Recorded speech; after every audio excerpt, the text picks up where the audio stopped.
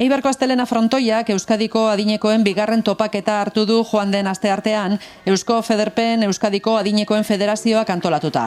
Ekitaldiak 75 urtetik gorako 1000 pertsona baino gehiago bildu ditu eta hainbat agintariek parte hartu dute, besteak beste, Nerea Melgoza Ongizate Gazteria eta Erronka Demografikoko sailburuak, Maite Peña Zainketetako eta Gizarte Politiketako diputatuak eta Jon Iraola Eibarko alkateak. Lanean jarraituko dugu adineko pertsona guztiek modu duin eta aktiboan sartzeko beharrezko baliabideak eskura ditzaten.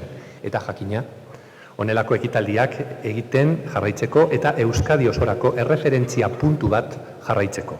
Zuek komunitate horren parte garrantzitsu zarete, aldi berean komunitate sendo bat osatzen duzue. Komunitate bat elkar laguntzeko, elkarri lagun egiteko, elkar babesteko eta elkarrekin bizitzaz gozatzeko, hori ere garrantzitsua delako, ez? Jai giroa eta aldarrikapena uztartu dituen jardunaldian, Eusko Federpenek asozizionismoak eta voluntariotzak adinekoen artean duten garrantzia azpimarratu du.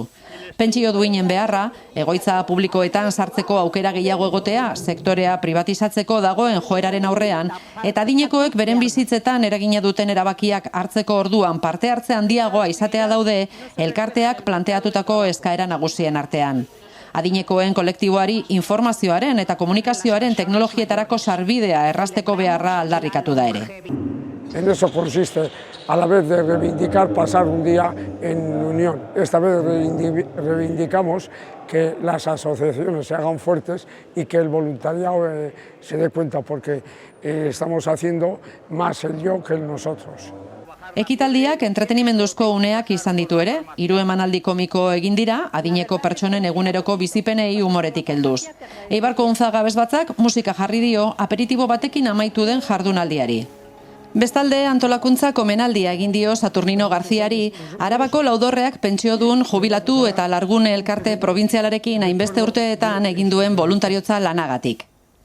Eusko Federpenek Euskadiko adinekoen eskubideak aldarrikatuz, gaitasunei balio emanez eta gizartean parte hartzearen aldeko apustua eginez, haien bizikalitatea hobetzeko duen konpromisoa berretsi du bigarren topaketa honek.